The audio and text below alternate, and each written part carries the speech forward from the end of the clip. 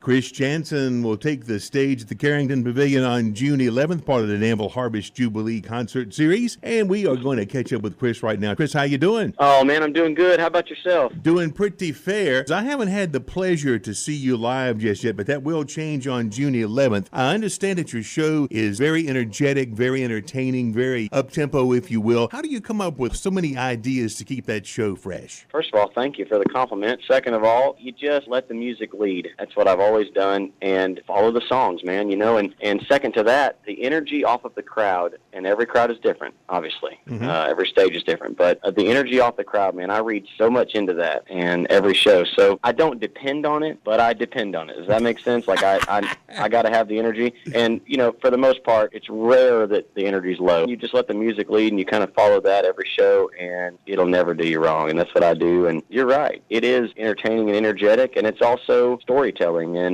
it's a roller coaster of ups, downs, highs, and lows, and there's a little something for everybody at my concerts, and I'm very proud of that. You mentioned songs, and of course, that is the key to any live performance. You definitely got to have the songs, the hits to play. As a songwriter, you've had lots of other artists cover your material. If you don't mind, give us some for instances, and feel free to brag, because being a hit songwriter is a fantastic thing, too. Well, thank you. It's cool because having success as a singer is like a totally different feeling than having it as a songwriter.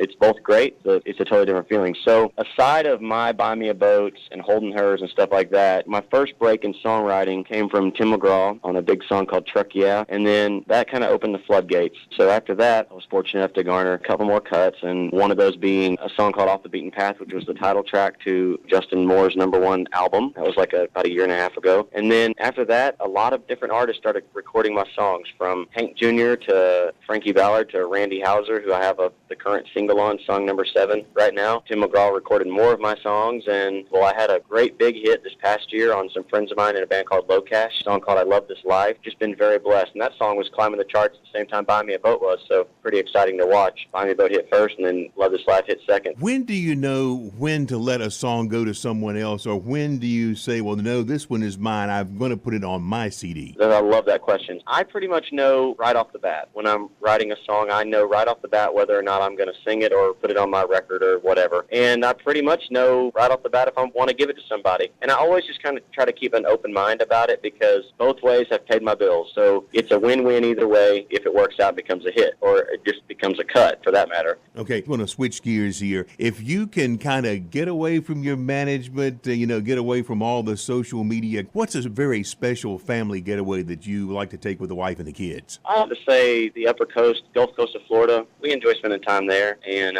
we rarely get to do it. When we do, it's a good mind-clearing kind of place. How about 2 quick questions? These are real easy to answer. What was the last thing you bought your wife to surprise her, something she had no idea she was going to get? Oh, man, that's a great question. The last thing I bought her to surprise her, she had literally no clue, a ring. I upgraded her wedding ring. Very nice. Okay, and this is really a fun one. A shot, a brew, or a glass of wine? None of the above. I would take a Mountain Dew cold in a can, iced down for about an hour, and that's how I like it. Sounds like you've got the method down for that.